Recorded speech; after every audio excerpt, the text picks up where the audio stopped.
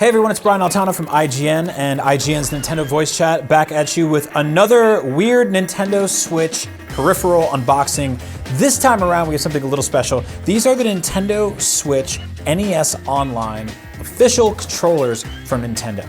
They are $60. The only way to get them is by subscribing to Nintendo Online via Nintendo Switch, which is like $20 a year, or you can pay monthly. And then you can sign up online to order these things and they will mail them to you. I think they're shipping right now. We just got a set in the mail and they look like NES controllers, but I'm going to open them up and show you that they are slightly different than what you're expecting. So inside the box is this free plastic sleeve. Do whatever you want with that. You can just, look at it. It doesn't work well as a mirror. It makes your Switch screen look dirtier, so not advised. The box itself is pretty bare bones, probably because this is not getting a retail release. You will not see this on the store shelves. So Nintendo said, hey, we don't have to attract anybody in the store. Just print a red box, send it out there. This also doubles as a picture frame for loved ones in case you have loved ones. If you do, good job. So those two things aside, we're gonna get right into the meat and potatoes here, which are the two controllers. So a little pricey, two controllers for $60. For reference, right here I have the Nes Classic Controller. Nintendo was shipping these for $9.99. Major difference is these are wireless, they have shoulder buttons, we'll get into that in a second. But other than that, these are virtually identical controllers. This one being 10 and these being 30, or basically 60 for two. They weigh about the same. This is a little bit lighter, this is a little bit heavier, probably because it has a little more internal components. It's wireless, so you won't have to worry about this 3-foot cable. Remember that? Remember that? Nintendo was like 3 feet. That's it, that's all you need. You and your giant TV, just sit like this. Try not to think about that anymore. Anyway, that's that controller.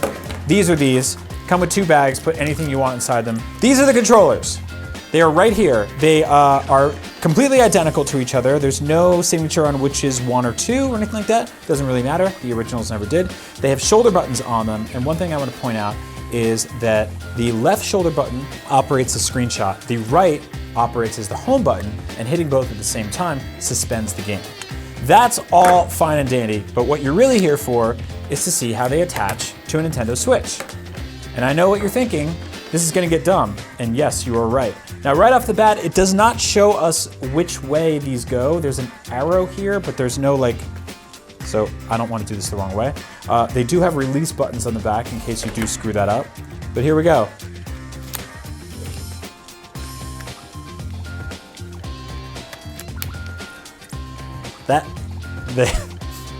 That's it.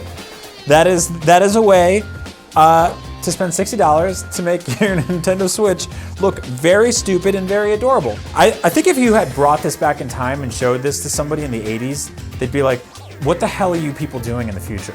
We're like, well look, we're cutting off the cords, we're gluing it to the side of the screen. You have access to all the regular buttons that you would want on Switch, but the important thing here is that you can pop up your kickstand, you can slide these Joy-Con off, and now you have 2 wireless controllers for your Switch, and you can play games.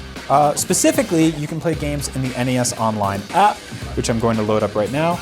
So these were mostly designed, or almost entirely designed, for the NES Online app, which gets about 2 or 3 games every single month. It's like if Netflix was incredibly slow. So in about 20 or 30 years, we'll have the entire NES library on this thing. But in the meantime, we've got a few. I'm going to start with something incredibly simple. I prefer Super Mario Brothers. That is my sort of standard for testing out controls. So now that I'm playing it, the functionality works awesome. I don't really see any noticeable delay or lag or anything like that. It feels really cool to be playing Super Mario Brothers with an original NES controller. That feels a little bit lighter. I just hit the home button, it brought me back to the home menu. That's the shoulder up here. Screenshot button works the same way you'd like it to, and hitting both at the same time brings up the suspend menu, which allows you to continue, switch games, all that other fun stuff. So yeah, pretty bare bones. There's a bunch of games that won't work with this. You won't be able to play anything that really takes more than 2 buttons, which is pretty much everything.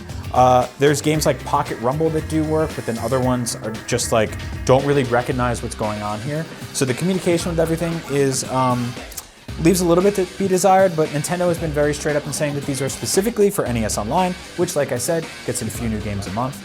So check that out. So here they are being attached one more time. It's still really weird to do this. Remember, these won't be available in stores. They are $60 on Nintendo's website. And if you live in Japan, you can actually get the Famicom versions, which are maroon and gold. So slightly different style for a different region. And that's them. You can make your Switch stand like this, or that, sort of, maybe. All the options are available to you. $59.99, available right now on Nintendo's website. And for all things Nintendo Switch, video games, and weird peripherals like this one, you are already in the right place, and that's IGN.